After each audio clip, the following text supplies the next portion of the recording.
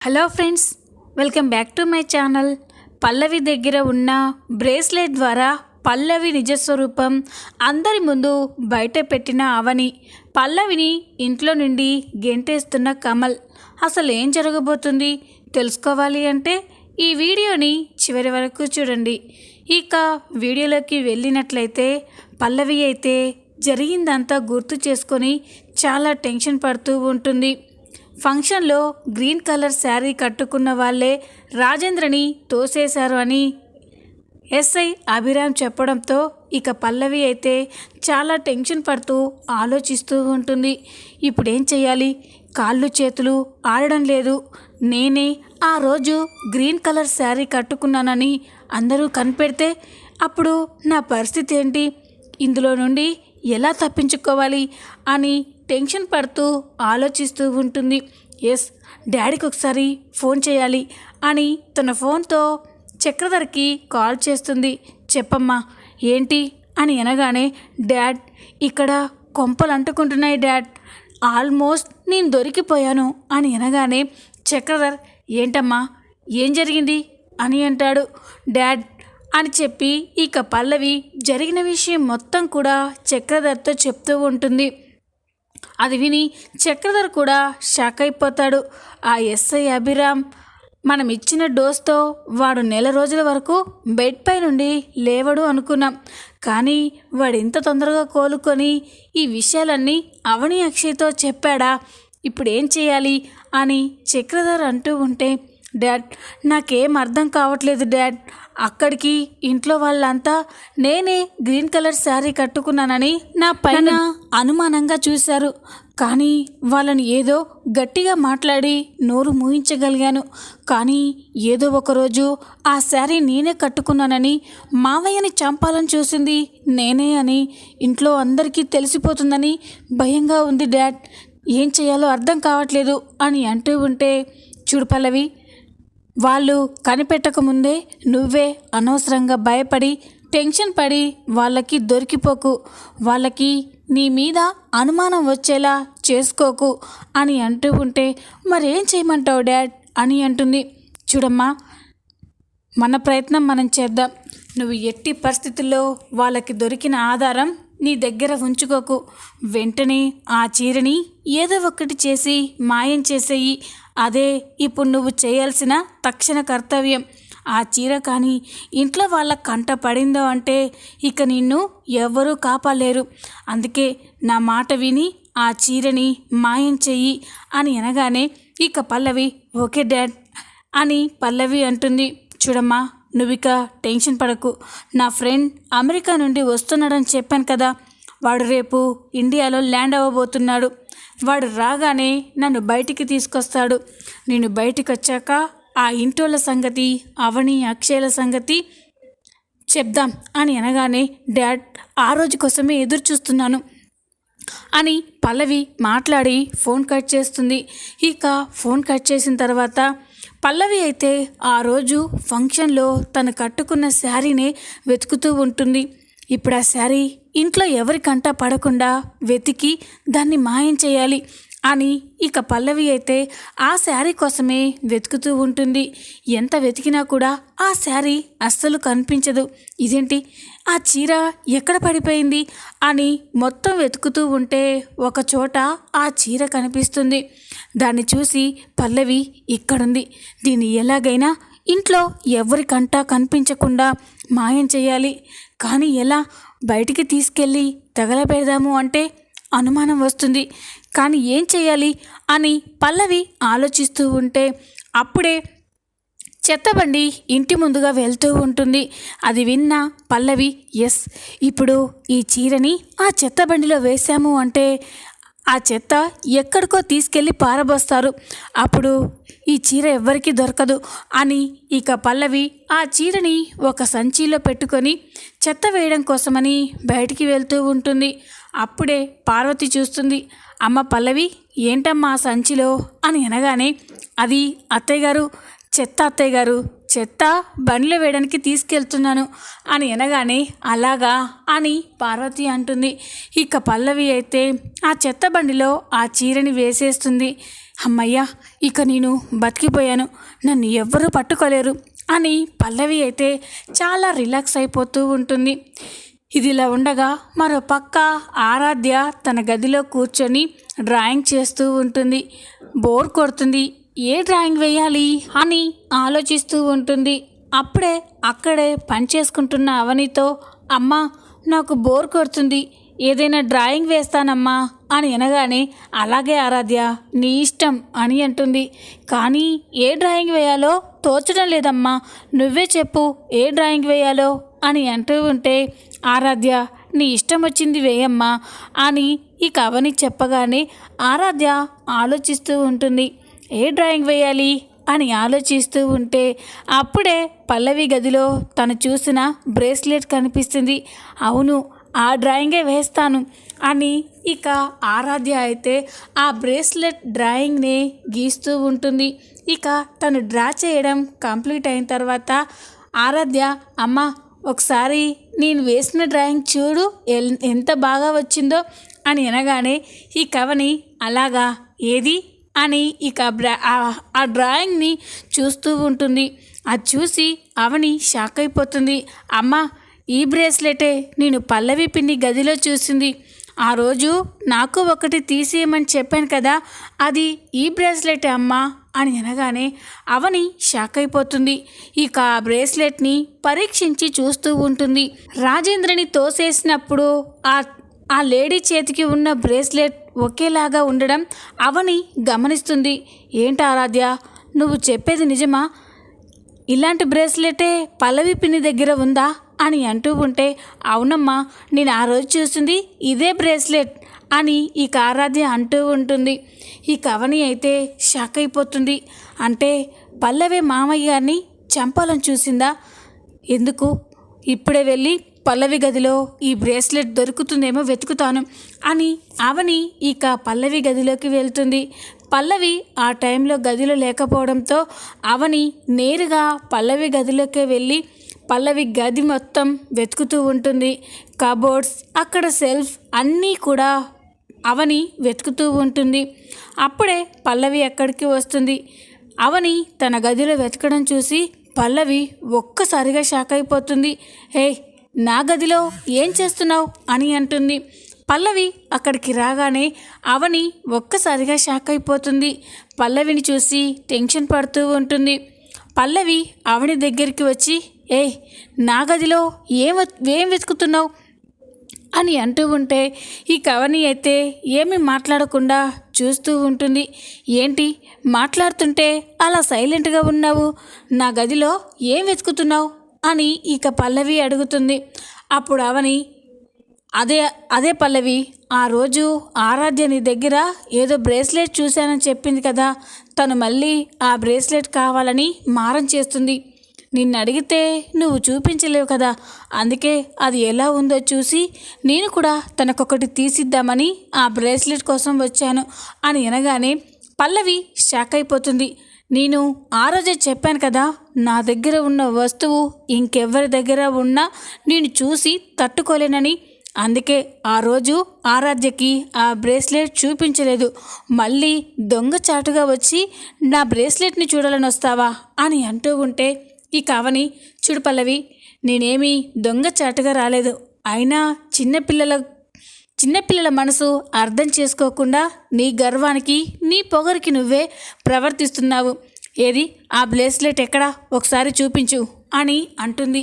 అవని అలా మాట్లాడేసరికే పల్లవికి చాలా కోపం వస్తుంది. నేను చూపించను, ఆ బ్రేస్లెట్ని నేను చూపించను అని పల్లవి అంటుంది.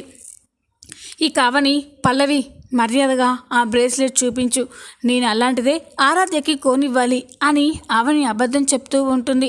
పల్లవి మాత్రం నేను చూపించనంటే చూపించను, ఏం చేసినా కూడా నేను ఆ బ్రేస్లెట్ని అస్సలు చూపించను అని ఇక పల్లవి చాలా కోపంగా మాట్లాడుతూ ఉంటుంది.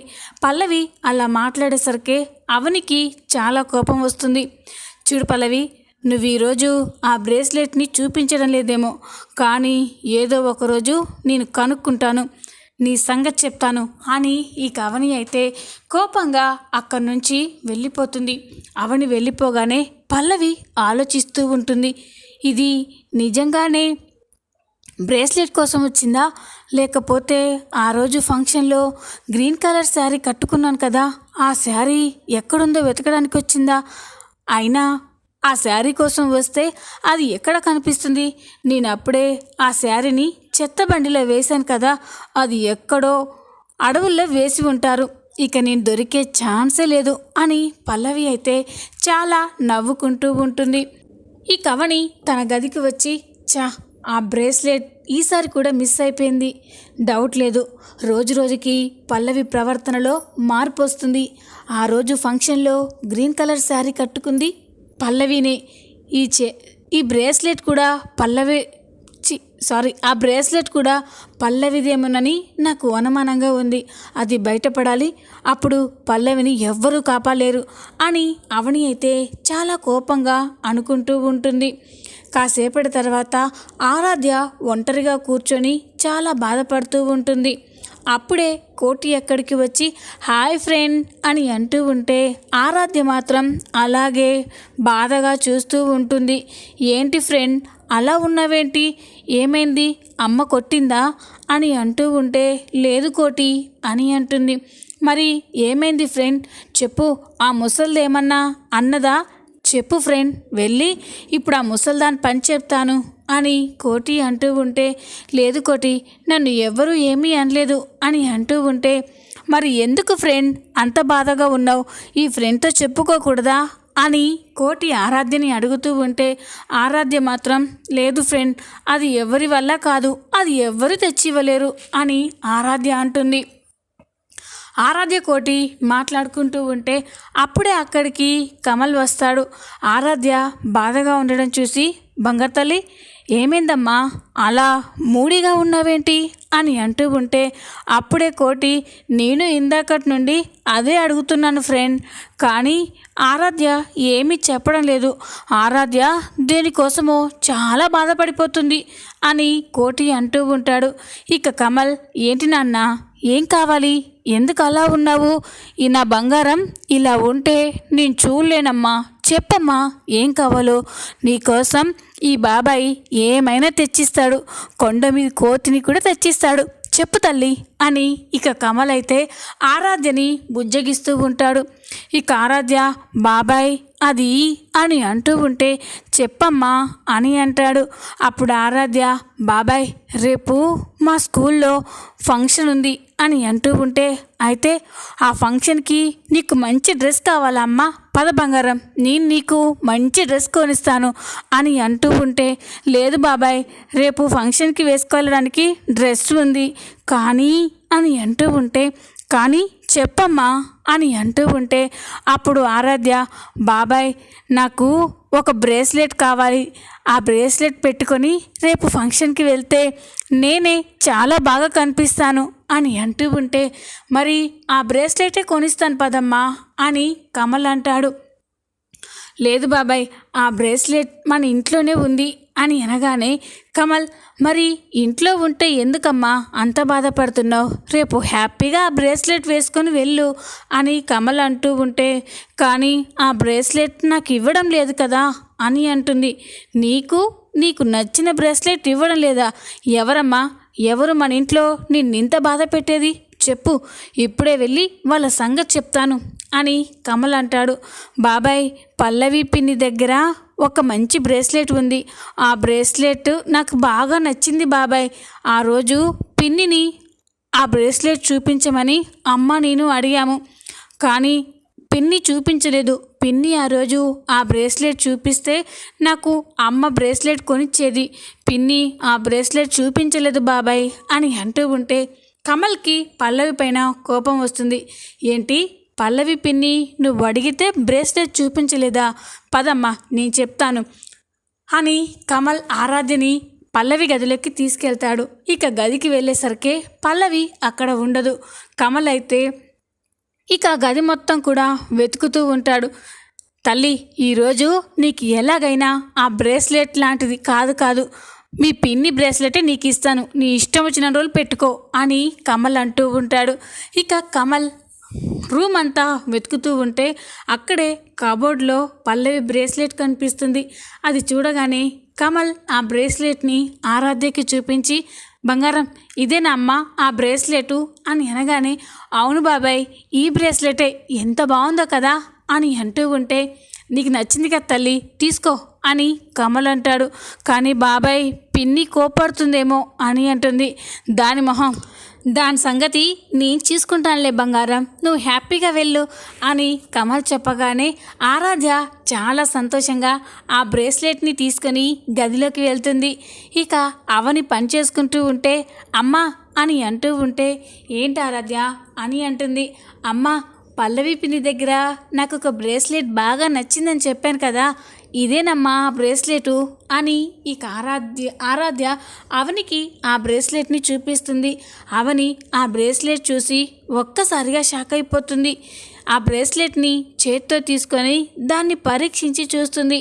ఆ బ్రేస్లెట్ ఖచ్చితంగా ఫంక్షన్లో రాజేంద్రని తోసేసిన లేడీ వేసుకున్న బ్రేస్లెటే అని అవని కన్ఫర్మ్ చేసుకుంటుంది. ఆరాధ్య, ఈ బ్రేస్లెట్ నీ దగ్గరికి ఎలా వచ్చింది? ఆ రోజు అడిగితే పిన్ని కంటికి కూడా చూపించలేదు కదా అని అంటూ ఉంటే, నాకు ఈ బ్రేస్లెట్ ఇచ్చింది పిన్ని కాదమ్మా, బాబాయ్. పిన్ని గదిలో లేదు, బాబాయే నేను బాధపడుతూ ఉంటే రూమ్ అంతా వెతికి ఈ బ్రేస్లెట్ నాకు ఇచ్చాడు, చాలా బాగుంది కదమ్మా అని అంటూ ఉంటే, ఆరాధ్య ఇలా ఇవ్వు అని ఈ కవని ఆ బ్రేస్లెట్ తీసుకొని చాలా కోపంగా ఆలోచిస్తూ ఉంటుంది. అంటే డౌట్ లేదు, పల్లవే మామయ్య గారిని చంపాలని చూసింది. కానీ ఎందుకు ఇలా చేసింది? పల్లవి ఎన్నో కుట్రలు చేసిందని తెలుసు, ఎదుటివారిని బాధ పెట్టడానికి ఎంతకైనా తెగిస్తుందని తెలుసు. కానీ తండ్రి లాంటి మామయ్యని ఎందుకు చంపాలనుకుంది అని అవని అయితే ఆలోచిస్తూ ఉంటుంది. తేల్చుకోవాలి, ఇప్పుడే పల్లవిని నిలదీస్తాను అని ఇక హాల్లోకి కోపంగా బ్రేస్లెట్ తీసుకొని వస్తూ ఉంటే, అమ్మ నా బ్రేస్లెట్ అని ఆరాధ్య అంటూ ఉంటుంది. ఇక అవని హాల్లోకి వచ్చి పల్లవి అని గట్టిగా అరుస్తూ ఉంటుంది. అవని అరుపులు విని అందరూ కూడా హాల్లోకి వస్తారు. ఇక పల్లవి, ఏంటి అంతలా అరుస్తున్నావు అని అంటూ ఉంటే, ఇక అక్కడే ఉన్న పార్వతి, కమల్ అందరూ కూడా షాక్ అయిపోయి చూస్తూ ఉంటారు. ఏంటవని, పల్లవి ఏం తప్పు చేసింది, ఎందుకు తనపై అంత గట్టిగా అరుస్తున్నావు అని పార్వతి అంటూ ఉంటే, అప్పుడే కమల్, వదిన ఇంత కోపంగా ఉంది అంటే పల్లవి ఏదో క్షమించడానికి తప్పే చేసింది, చెప్పొదినా ఈ పల్లవి ఏం తప్పు చేసింది అని కమల్ అంటూ ఉంటే, ఇక పల్లవి అయితే అవనిని చూస్తూ ఉంటుంది. ఇక అప్పుడే పార్వతి, ఏంటవని ఇంతమంది అడుగుతుంటే ఏం మాట్లాడవేంటి, పల్లవి ఏం చేసింది అని అనగానే, అత్తయ్య గారు, మనం ఇన్ని రోజులు మామయ్య గారిని చంపాలనుకుంది ఎవరా అని తెలుసుకోవడానికి ఎన్నో ప్రయత్నాలు చేశాము, కానీ ఇంటి దొంగని ఈశ్వరుడు కూడా పట్టలేరు అంటారు అని అంటూ ఉంటే, ఇక భానుమతి, ఏం మాట్లాడుతున్నావే, ఇంటి దొంగని ఈశ్వరుడు కూడా పట్టలేదు అంటే నా కొడుకుని చంపాలనుకుంది మన ఇంట్లో మనుషులేనా అని అంటూ ఉంటే, అవునమ్మగారు, మన ఇంటి మనుషులే మామయ్య గారిని చంపాలనుకున్నారు అని అవని అంటుంది. అవని అలా మాట్లాడుతూ ఉంటే పల్లవి అయితే గజగజ వణికిపోతూ ఉంటుంది. ఇదేంటి ఈ అవని ఇలా మాట్లాడుతుంది, నేనే మామయ్య గారిని చంపానని దీనికి ఎలా తెలిసిపోయింది, నేను ఆ శారీ కూడా కనిపించకుండా జాగ్రత్త పడ్డాను కదా అని పల్లవి అయితే చాలా టెన్షన్ పడుతూ ఉంటుంది. ఇక అప్పుడే కమల్, చెప్పొదినా, ఎవరు నాన్నని చంపాలనుకున్నారు, ఇప్పుడే వాళ్ళ అంతు చూస్తాను అని కమల్ అంటూ ఉంటే పల్లవి అయితే చాలా కంగారు పడుతూ ఉంటుంది. ఇక అప్పుడే అవని, ఇంకెవరు కన్నయ్య, ఇదిగో ఈ పల్లవే దేవుళ్ళలాంటి మామయ్య గారిని చంపాలని చూసింది, ఆ రోజు మేడ మీద నుండి మామయ్యను తోసేసింది ఎవరో కాదు ఈ పల్లవే అని అవని అనగానే అందరూ ఒక్కసారిగా షాక్ అయిపోతారు. తన గురించి అవనికి తెలిసిపోవడంతో పల్లవి కూడా స్టన్ అయిపోయి చూస్తూ ఉంటుంది. అప్పుడే అక్షయ్, ఏంటవని ఏం మాట్లాడుతున్నావు, పల్లవి నాన్నని తోసేయడం ఏంటి అని అంటూ ఉంటే, ఇక భానుమతి కూడా, ఒసే ఏం మాట్లాడుతున్నావే, నా మనవరాలు నా కొడుకుని చంపాలనుకోవడం ఏంటి అని ఇక భానుమతి కూడా అంటుంది. ఇక పల్లవి దబాయిస్తూ, ఏం మాట్లాడుతున్నావు, నేను చులకనగా దొరికాను అని ఏం మాట్లాడినా ఏ నిందలు వేసినా మౌనంగా ఉంటాను అనుకుంటున్నావా? నాకు మామయ్య గారి కింద పడిపోవడానికి ఎలాంటి సంబంధం లేదు. నువ్వు అనవసరంగా నా మీద లేనిపోని నిందలు వేయకు అని పల్లవి అంటూ ఉంటే, నిందలు కాదు పల్లవి, నిజాలు. సరైన సాక్ష్యం లేదే నేను ఇలా మాట్లాడను. నువ్వే మామయ్య గారిని చంపాలనుకున్నావా అనడానికి నా దగ్గర సాక్ష్యం ఉంది అని అనగానే ఇక పల్లవి ఏ సాక్ష్యాలు అని అడుగుతుంది. అప్పుడు అవని సాక్ష్యం ఒకటి, ఆ రోజు ఫంక్షన్లో గ్రీన్ కలర్ శారీ కట్టుకున్న ఆవిడే మామయ్య గారిని చంపాలనుకుంది అన్నది. ఆ రోజు గ్రీన్ కలర్ శారీ కట్టుకుంది నువ్వే. ఇంకొకటి, ఇదిగో ఈ బ్రేస్లెట్ ఆ రోజు రికార్డ్ అయిన సీసీటీవీ ఫుటేజ్లో ఆ లేడీ హ్యాండ్కి ఉన్న బ్రేస్లెట్ రికార్డ్ అయింది. ఈ బ్రేస్లెట్ నీదే కదా, ఆ రోజు నువ్వే వేసుకున్నావు కదా అని అవని అనగానే ఇక పల్లవి షాక్ అయిపోతుంది. ఈ బ్రేస్లెట్ వల్ల ఇలా దొరికిపోయానేంటి అని పల్లవి టెన్షన్ పడుతూ ఉంటుంది. ఇక ఇంట్లో వాళ్ళంతా కూడా అవని చెప్పింది చూసి స్టన్ అయిపోయి చూస్తూ ఉంటారు. ఒక్కసారి ఈ వీడియో చూడండి అని తన ఫోన్లో ఎస్ఐ అభి పంపించిన వీడియోని అందరికీ చూపిస్తూ ఉంటుంది. ఈ బ్రేస్లెట్ ఆరాధ్య మారం చేస్తుందని కన్నయ్య ఆరాధ్యకి ఇచ్చారు. ఈ బ్రేస్లెట్ పల్లవిదే అని ఇక అవని అంటూ ఉంటే అందరూ పల్లవే ఇదంతా చేసింది అని నమ్ముతారు. ఇక కమల్ అయితే పల్లవిపై కోపంతో పల్లవి దగ్గరికి వెళ్తూ ఉంటే, బావా అది అని అంటూ ఉంటే ఇక కమల్ ఒక్కసారిగా కోపంతో పల్లవి చెంప పగలగొడతాడు. అది చూసి అక్కడున్న వాళ్ళంతా కూడా షాక్ అయిపోయి చూస్తూ ఉంటారు. చూద్దాం రాబోయే ఎపిసోడ్లో ఏం జరగబోతుందో. ఈ వీడియో కనుక మీకు నచ్చినట్లయితే లైక్ చేయండి, సబ్స్క్రైబ్ చేసుకోండి. Thanks for watching.